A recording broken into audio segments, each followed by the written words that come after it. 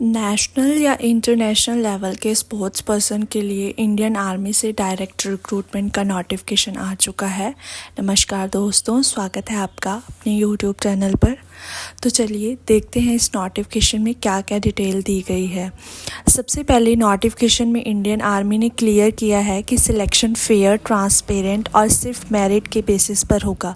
किसी भी कैंडिडेट को सिलेक्शन के लिए किसी भी तरह की ब्राइब या पेमेंट देने की ज़रूरत नहीं है। अगर कोई रिक्रूटमेंट एजेंट, बैंकर पैसे मांगता है तो उससे बचना चाहिए।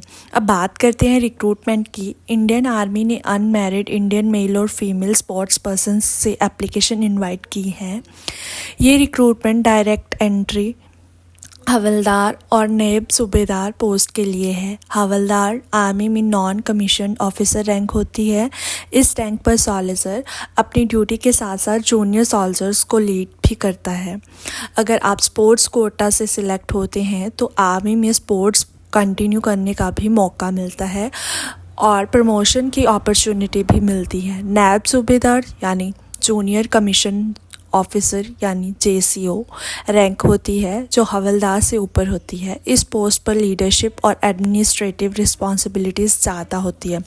अब एलिजिबिलिटी देखते हैं। नोटिफिकेशन के अकॉर्डिंग सिर्फ वही स्पोर्ट्स अचीवमेंट वैलिड होगी जो 1 अप्रैल 2024 या उसके बाद हासिल की गई है।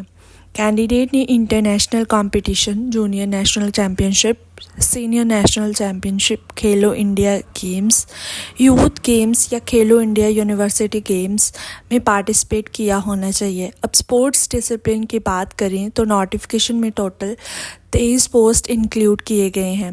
एथलेटिक्स में 100 metre, 200 metre, 400 metre, 800 metre, 1500 metre, 20 kilometre race walk, hurdles, long jump, high jump, triple jump, pole vault, javelin throw, shot put, discus throw और हैमर थ्रो जैसे इवेंट्स हैं।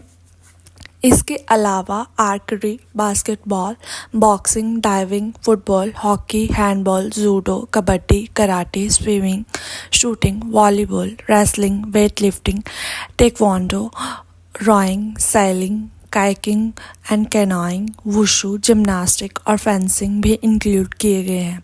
हर स्पोर्ट्स के लिए नोटिफिकेशन में स्पेसिफिक पोजीशन या weight category mention की गई है।